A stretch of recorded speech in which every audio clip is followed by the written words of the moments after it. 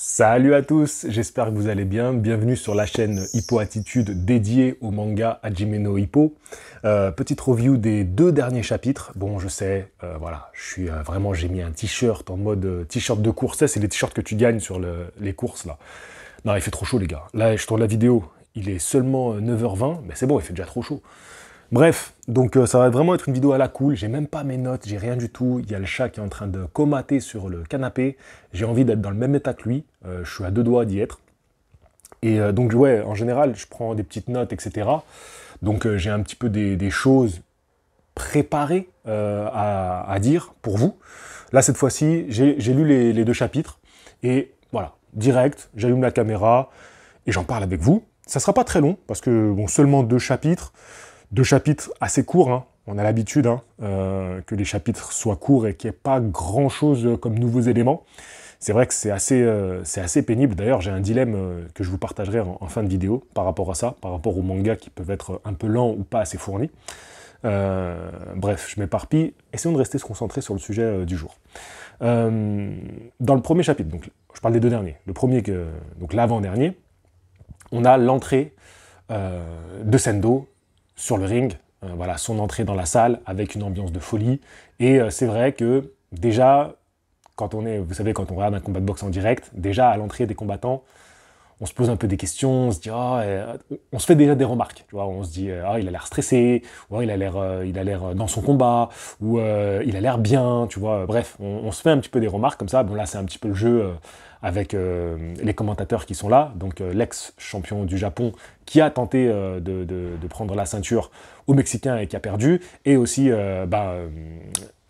Toriyama, j'allais dire, Takamura qui commente régulièrement. D'ailleurs, on en sait, je sais plus trop où en est sa carrière à Takamura, mais bref, il y avait eu une séquence émotion très touchante avec Takamura qui commentait, hein. Souvenez-vous-en, quand Hippo fait son dernier combat, son ultime combat sur le ring, je crois que c'est à ce moment-là où c'est très très touchant, Takamura, sa réflexion qu'il a sur le ring, alors qu'il était commentateur.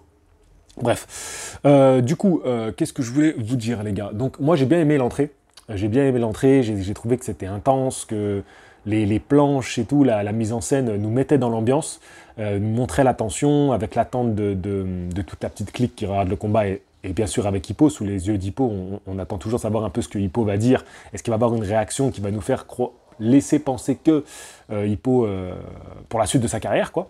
Donc non, moi j'étais assez d'accord avec les réflexions qui se faisaient chacun. On voit un Sendo qui est concentré, qui se laisse pas emporter par son côté un petit peu égo surdimensionné, provocateur, où parfois il peut un petit peu jouer de la foule, tout ça. On sait que ça, c'est des choses qui peuvent le transcender, mais aussi c'est son caractère, en fait. Il laisse son caractère prendre le dessus, et là, dès les vestiaires, on voyait l'ombre du fauve qui était derrière lui, et donc là, c'est clairement le fauve en cage qui patiente avant de pouvoir se jeter sur son adversaire. Du côté de Ricardo, on voit que c'est une maîtrise totale, habituelle. Il est très relax, alors qu'il est à l'étranger, face à une foule hostile. Il salue son ex-adversaire qui est au bord du ring, comme je vous le disais, qui est commentateur. Donc on le sent détaché de toute pression, et dans un contrôle et une maîtrise totale, qui est le propre des grands champions. Voilà, donc on n'en sait pas plus. On n'a même pas un échange de coups avant de la fin. Oui, ouais, c'est ça, on n'a même pas un échange de coups. Ils se touchent les gants et ils s'observent. Donc à mon humble avis, on va avoir un petit peu d'observation. On voit que Sendo n'a pas attaqué tout de suite. Il ne s'est pas jeté sur Ricardo. Ça, c'est déjà c'est une première chose intéressante. Est-ce qu'on va avoir un round d'observation? Je pense que le premier round, il va se passer des choses. Ça peut-être très certainement pas un round d'observation, mais il y aura peut-être des tentatives d'un côté comme de l'autre. Mais c'est pas dans ce round-là, je pense que les clés du combat vont être montrées. Voilà, je pense qu'on va devoir attendre quelques rounds avant que l'un comme l'autre, il lâche les chevaux. Je pense que ce combat-là va se finir sur un KO. Je le sens bien. Je ne sais pas pourquoi. Et j'arrive pas à croire que Sendo va gagner. Donc c'est dur, parce que je me dis, mais en fait, on regarde un combat sans enjeu. Je me dis, mais ça n'aurait pas de sens de faire gagner Sendo aujourd'hui. Alors qu'il y a Mashiba qui vient de perdre de manière dramatique juste avant. J'ai l'impression que le message que l'auteur veut nous envoyer, c'est que aucun mec de la génération de Hippo ne sera champion du monde. Il faut que ce soit Hippo. J'ai l'impression que c'est ça le message. Mais si c'est pas ça, si c'est ça le message, ils ont aucun intérêt ces combats. Il n'y a aucun suspense. Est-ce qu'il va pas nous faire gagner Sendo pour complètement leur relancer le manga? Parce que là, franchement, il se passe rien. ok, ils sont tous allés au niveau mondial et on voit que pour l'instant, personne ne l'a, à part Takamura. Mais Takamura, c'est un prodige depuis le début du manga. Donc en fait, c'est quoi le message? C'est-à-dire que, ok, ils ont tous atteint leur plafond et on en reste là. Moi, je trouve que, je sais pas si vous êtes d'accord avec moi, mais en termes d'évolution de personnage, depuis quelques temps, on stagne. On stagne complètement. Est-ce que Sendo pourrait pas faire que, ça y est, on passe à un nouvel arc? L'arc où un des mecs de la génération Hippo est devenu champion du monde. En fait, je pense qu'au niveau du scénario, pour nous réveiller un petit peu en tant que spectateur, il faudrait qu'il se passe quelque chose. Ou alors le retour de Hippo. Je sais pas, je me pose plein de questions, et là il y a trop de suspense. Ça me saoule et c'est trop long. Le seul truc que je m'interroge, c'est pourquoi, alors que la grand-mère de Sendo regarde le combat, et alors, moi j'ai beaucoup aimé quand elle dit il m'en a fait voir toutes les couleurs, j'aurais jamais cru qu'un jour, ça me fait des frissons de le dire, je suis trop un émotif, j'aurais jamais cru qu'un jour l'hymne national serait joué pour lui. Et ça c'est un truc, moi qui depuis petit rêvais de devenir un champion dans un sport, j'ai toujours voulu porter les couleurs de mon pays. Moi je suis français, je suis né en France, donc j'aurais rêvé de combattre ou de gagner quelque chose, peut-être déjà tout petit, de gagner quelque chose pour la France. Et donc il y a ce truc, tout le protocole qui va avec, qui est un peu barbant, c'est vrai parfois, mais ça fait partie du protocole qui va avec. Voilà, on joue ton hymne, tu portes les couleurs de ton pays, à ton drapeau. Moi, c'est le genre de choses qui me touchent. Quand je vois des trucs comme ça, peu importe la nationalité ou le truc, c'est pas seulement réservé à si c'est des Français que je vois.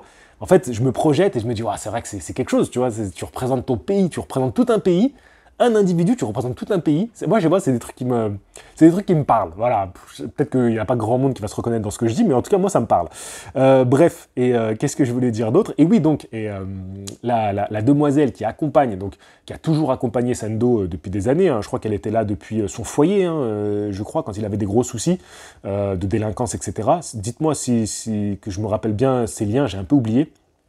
Et elle, j'ai pas compris pourquoi...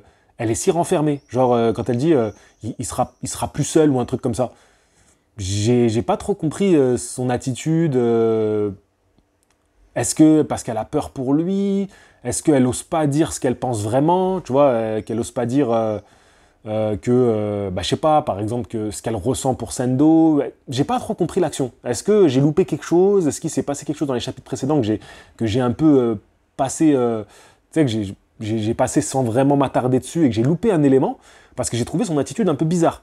T'es là avec la grand-mère, surtout que, normalement, tu rassures la grand-mère. Tu vois, la première intention serait de rassurer la grand-mère, même si tu dois lui mentir.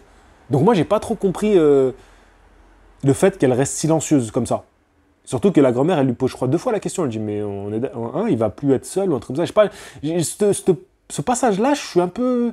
Je sais pas, j'ai pas trop compris en fait, j'ai pas trop compris ce que je lisais, quel était le message derrière, j'ai pas trop capté, donc dites-moi dans les commentaires si vous avez un peu plus compris que moi. Et ouais, mon petit dilemme en ce moment, c'est par rapport à Berserk, parce que là en août va sortir le nouveau tome de Berserk au Japon. Et moi je viens de finir Berserk, j'ai lu les 42 tomes, 41 ou 42, donc là je sais pas si c'est le 42 ou le 43 qui sort cet été, bref, vous m'avez compris. Donc je les ai tous lus, et le dernier je l'ai acheté. Les 2 derniers, je les ai achetés. Donc je crois que c'est 40-41. Et là, ça va être le 42. Je sais plus exactement, mais bon, bref, tu m'as compris. Les 2 derniers, je les ai achetés. Parce que je voulais avoir acheté le dernier qui est sorti dessiné par l'auteur. Et le tout dernier, en fait, dans la foulée, j'ai dit, vas-y, j'achète le dernier aussi. Et donc, j'ai envie d'acheter la suite. Non, j'ai envie de les acheter, quoi. Parce que je me dis, c'est un par an, voilà. Mais le problème, c'est que je sais pas quand est-ce que ça va sortir en France, la traduction. Donc ça me saoule.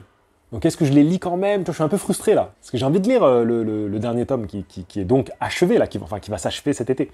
Bon bref, voilà, j'ai fait le tour de ce que je voulais dire. Donc j'ai un peu ce dilemme, cette frustration. Je me dis qu'est-ce que je fais? Je les lis en ligne ou pas?